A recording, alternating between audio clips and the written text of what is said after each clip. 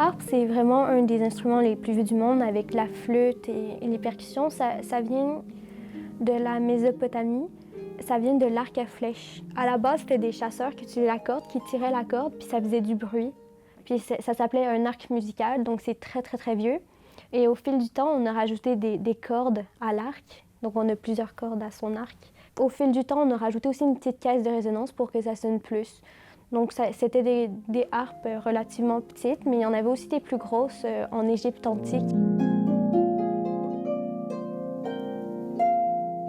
Les cordes, elles sont fabriquées en quoi? Il y a des cordes en métal. Les cordes les plus en bas, c'est des grosses cordes en métal. Les cordes tout en haut, c'est des cordes en nylon. Et les cordes du milieu, c'est en boyau. En boyau? En boyau d'animaux. Ah ouais? Ouais. C'est un petit peu plus dégueu, mais oui, on joue avec des cordes de boyau. Souvent, quand je dis ça, les gens ne voient plus la harpe de la même façon. Les cordes, justement, qui sont des boyaux, c'est lesquelles? C'est à partir d'ici environ, jusqu'à environ ici, c'est toutes les cordes un petit peu jaunes. Les cordes rouges puis les cordes noires, ça représente le do et le fa. Ça sert à nous repérer sur la harpe. Donc là, je peux faire une gamme de do.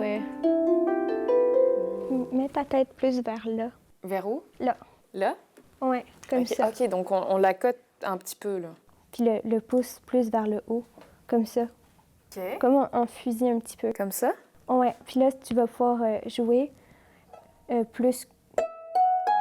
Si tu vas plus haut, ça va t'aider. Ouais, comme ça. Je vais essayer de jouer au clair de la lune. Est-ce que c'est un peu comme un piano? Oui, un petit peu. Le mettons.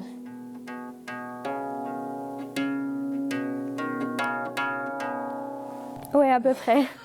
C'est... Au clair de la lune à la harpe.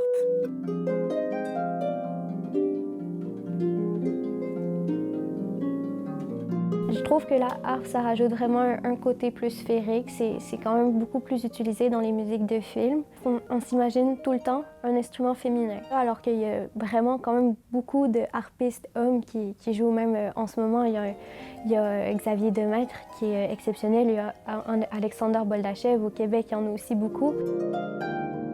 Est-ce que c'est un instrument que tu peux dire qui évolue? Est-ce que, par exemple, il y a des influenceurs sur les réseaux sociaux, ce sont des harpistes qui essayent de faire les choses différemment là, en 2026?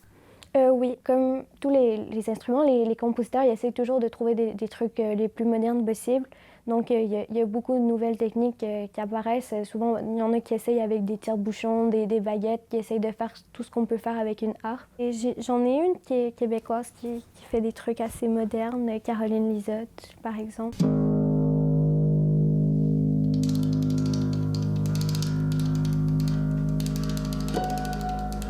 Il y en a quand même beaucoup qui sont intéressés à jouer de la harpe, mais il n'y en a pas beaucoup qui commencent réellement à faire de la harpe parce que ils sont un peu épeurés par aussi le coût. C'est quand même un instrument qui est assez cher. Ça coûte combien une harpe?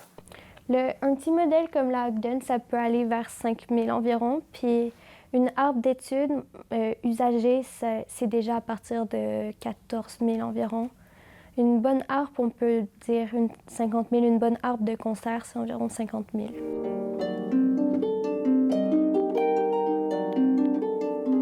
Ma mère mettait beaucoup de harpe quand j'étais bébé, c'était ce qui me calmait, donc c'est toujours resté en moi. Puis quand j'ai eu 6 ans, je jouais déjà du piano depuis 1 an environ, puis j'ai su que c'était de la harpe que je voulais jouer. Ah, merci Aurélie. Merci.